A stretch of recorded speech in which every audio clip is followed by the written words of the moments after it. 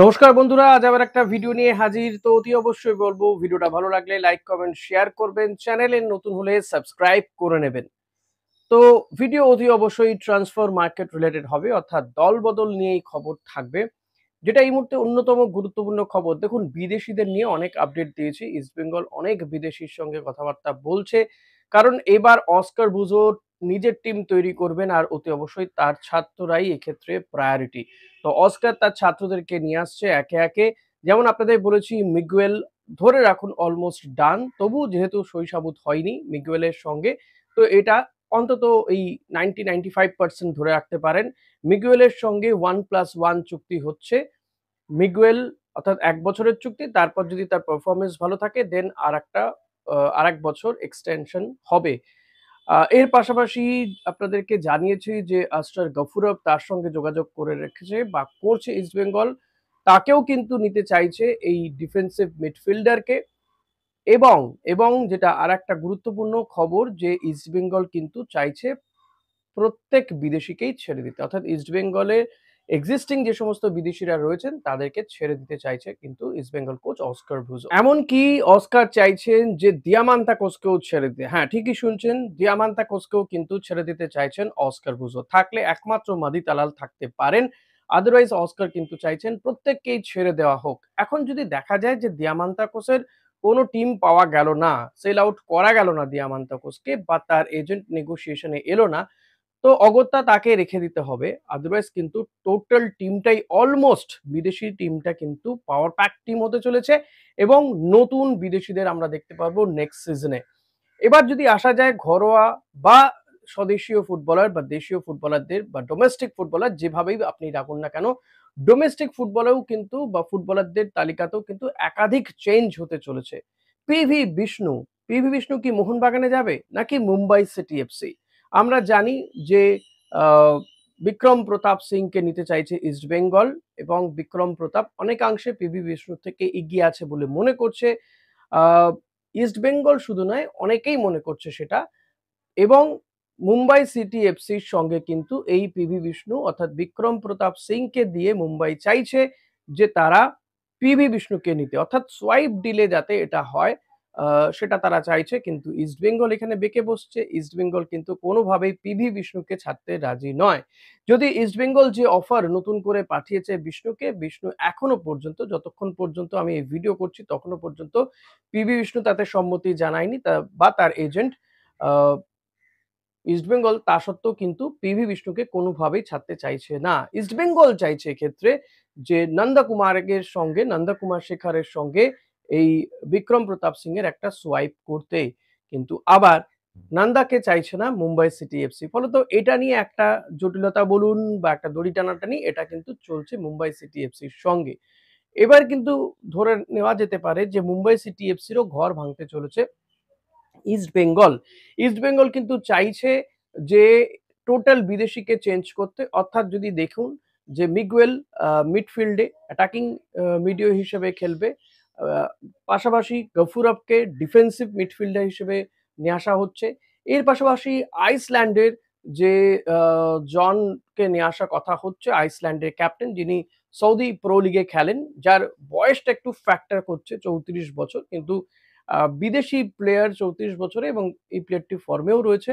তো এটা হয়তো খুব বেশি প্রবলেম হবে না। কিন্তু তার আ মার্কেট ভ্যালুটাও যথেষ্ট বেশি। তো এই নিয়ে এই মুহূর্তে কিন্তু ইমামি তারা কিন্তু এই মানে প্রাইস নিয়ে, প্লেয়ারের মার্কেট ভ্যালু বা মার্কেট প্রাইস নিয়ে খুব একটা ওয়ারিড নয়। কারণ আপনাদের মনে আছে, আমি আপনাদেরকে দেখিয়েওছিলাম যে মুখ্যমন্ত্রী মমতা বন্দ্যোপাধ্যায় ইস্টবেঙ্গলের যে শতবর্ষে যে তথ্যচিত্রর আ উদ্বোধনী, সেই অনুষ্ঠানে গিয়ে মুখ্যমন্ত্রী কিন্তু কার্যত এই ইস্টবেঙ্গল কর্তা ইমামিকে কিন্তু একেবারে স্ল্যাপ দিয়েছিলেন কথার মাধ্যমে। যে বলেছিলেন যে তারা কেন মোহনবাগানের মতন টিম তৈরি করছে না, ইস্টবেঙ্গলের সঙ্গে তিনি আত্মিকভাবে জড়িয়ে রয়েছেন।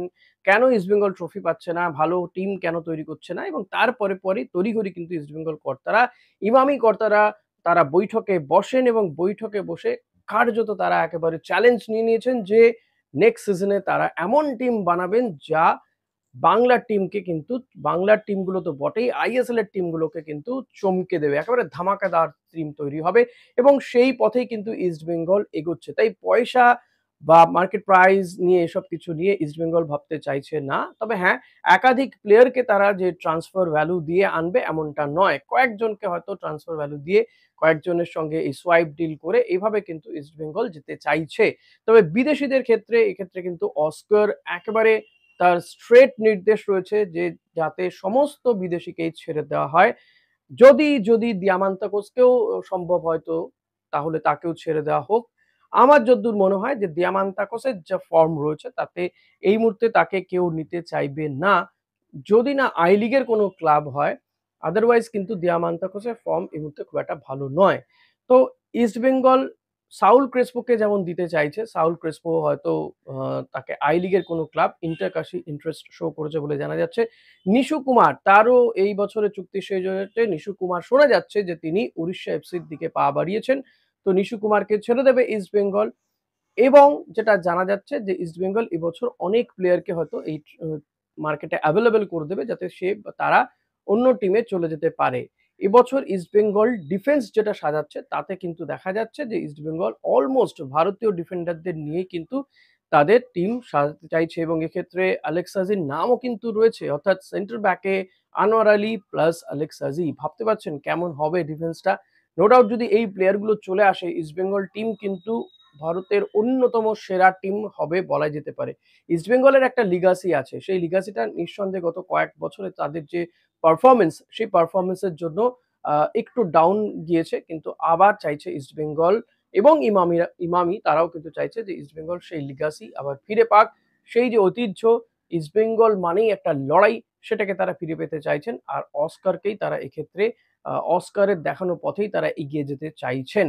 তো অস্কার যেমনটা চাইছেন তেমন প্লেয়ারদেরকে তাই তারা অস্কারের যে উইশ লিস্ট আছে সেই লিস্ট অনুযায়ী তারা প্লেয়ারগুলোর সঙ্গে কন্ট্যাক্ট করা শুরু করেছেন এবং তাদেরকে নিয়ে আসার চেষ্টা করছেন। ইন বিটুইন থাংবই সিংটো তিনি যেই ভারতীয় ফুটবলারদেরকে স্কাউট করেছেন তাদেরকেও কিন্তু তিনি অস্কারের সঙ্গে কথাবার্তা বলে তাদেরকে নিয়ে আসার চেষ্টা করছেন। দেখুন গরম খুব লাগছে কারণ ফ্যান চালিয়ে রাখতে পারছি না, অডিও প্রবলেম হবে। এই ঘরে এসি নেই। তো খুব দ্রুত ভিডিওটা শেষ করে ফেলবো। বেশি বড় করব না। অনেকেরই ভিডিও বড় করা নিয়ে ভীষণ আপত্তি রয়েছে। তাই আমি একটু স্পিডে বলছিও। তাই বলব যে এবার কিন্তু ইস্টবেঙ্গল ধামাকাদার টিমই তৈরি করতে চলেছে। বিক্রম প্রতাপ যদি চলে আসে, বিপিন সিং যদি চলে আসে, অভিষেক সিং যদি চলে আসে, ভারতীয় যে প্লেয়াররা এই মুহূর্তে রয়েছে এবং মেহতাব সিংকে নিয়েও কিন্তু একটা টাসেল হলেও হতে পারে মোহনবাগান আর ইস্টবেঙ্গলের মধ্যে। যদি ইস্টবেঙ্গল শেষমেশ রেসে থাকে তো আদারওয়াইজ কিন্তু হতে পারে যে তারা হয়তো শেষ মুহূর্তে রেস থেকে সরে এলো। দেখুন আরেকটা বিষয় বলবো কনর শিল্ডের বিষয়। কনর শিল্ডের সঙ্গে কিন্তু ইস্টবেঙ্গলের এক নয় একাধিকবার কথাবার্তা হয়েছে। ইস্টবেঙ্গল একটা অফার পাঠিয়েছে। কনর শিল্ডকে কিন্তু চেন্নাইও রেখে দিতে চাইছে। তারাও একটা অফার দিয়ে রেখেছে এবং আরেকটি আইএসএল এর ক্লাবের সঙ্গেও কনর শিল্ডের কথা হয়েছে। এখন কনর শিল্ড তিনি চাইছেন যে দরটা একটু বাড়ুক।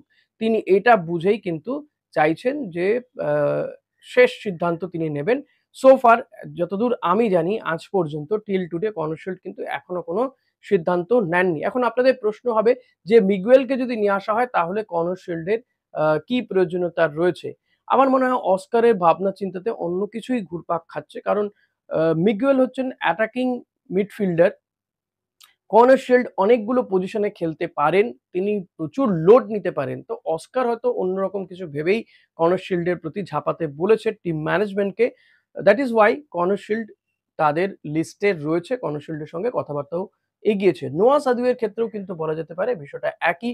নোয়াকে কেরালাও রেখে দিতে চাইছে। আবার নোয়া কেরালা ছাড়তে চাইছেন। নোয়া চাইছেন না কেরালাতে থাকতে। তিনি কলকাতার কোনো ক্লাবে তার এজেন্ট চাইছেন যে নোয়া খেলুক। নোয়ার সঙ্গেও ইস্টবেঙ্গলের কথাবার্তা হচ্ছে। নোয়াকে ইস্টবেঙ্গল অফারও পাঠিয়েছে। আবার আরেকটা ক্লাবের থেকেও কিন্তু এই নোয়ার কাছে অফার রয়েছে। নোয়াও একটু সময় নিচ্ছে। আর হয়তো কয়েকদিনের মধ্যে নোয়ার আপডেটটাও পাওয়া যাবে যে নোয়া শেষমেশ কি করছে। তবে এটা বলব যে ইস্টবেঙ্গলের ১ম বিদেশি চয়ন কিন্তু হয়ে গিয়েছে।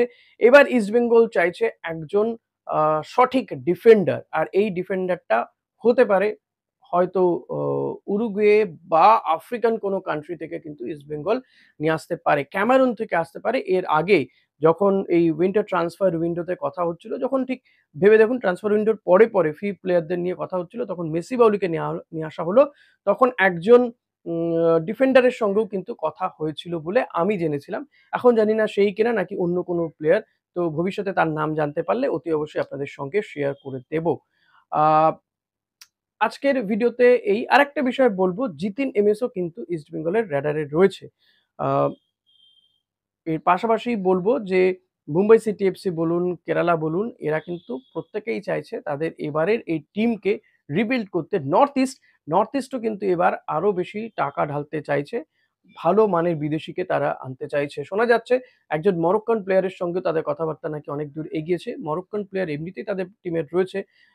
তো আরো ১ জন ২ জন মরক্কান প্লেয়ারকে যদি তারা নিতে পারে, তাদের টিমে ইনক্লুড করতে পারে, আ তো এই টিমটা আরো খতরনাক হয়ে উঠবে নর্থ ইস্ট, এটা বলাই যেতে পারে। অপরদিকে পিটার ক্যাটকিকে হয়তো ছেড়ে দিতে পারে। তার পরিবর্তে কোনো কোচের দিকে নজর রাখা হচ্ছে। দেখা যাক যে আগামী দিনে কোন টিমের কোচের বদল হয়। আরেকটা বিষয় বলব যে এফসি গোয়ার কোচ মানালো মার্কেস, যিনি মনে করা হয়েছিল যে সুপার কাপই হয়তো তার শেষ টুর্নামেন্ট। সুপার কাপ তিনি চ্যাম্পিয়ন হয়েছে, তার টিম চ্যাম্পিয়ন হয়েছে। আ তিনি ভারতীয় দলে এবার মনোনিবেশ করবে। কিন্তু শোনা যাচ্ছে যে এফসি গোয়া চাইছে যে মানালো মার্কোসকেই রেখে দেওয়া হোক।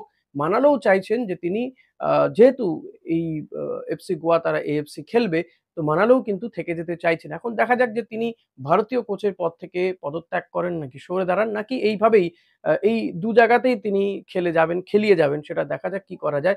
যদি মানালো সরে যায় তাহলে কিন্তু ওই জায়গাটা অর্থাৎ ভারতীয় কোচের পদটা খালি হবে। সেক্ষেত্রে আপনারা কাকে দেখতে চান? আমি ব্যক্তিগতভাবে বলব ওই জায়গাতে আমি দেখতে চাই Khaled জামিলকে। Then what will be your choice for the Indian coach? তো আপনারা সেটা অতি অবশ্যই জানাবেন যে সেই জায়গাতে আপনারা কাকে দেখতে চান এবং ইস্টবেঙ্গল টিমটা কেমন হচ্ছে এবার? কি মনে করছেন আপনারা? কমেন্ট করেন, কমেন্ট করেন। জলদি কমেন্ট করেন না কেন? কমেন্ট করে ফেলুন জলদি। সো এই ভিডিও এই পর্যন্তই। আবার দেখা হবে অন্য কোনো ভিডিওতে। Till then tata, bye by.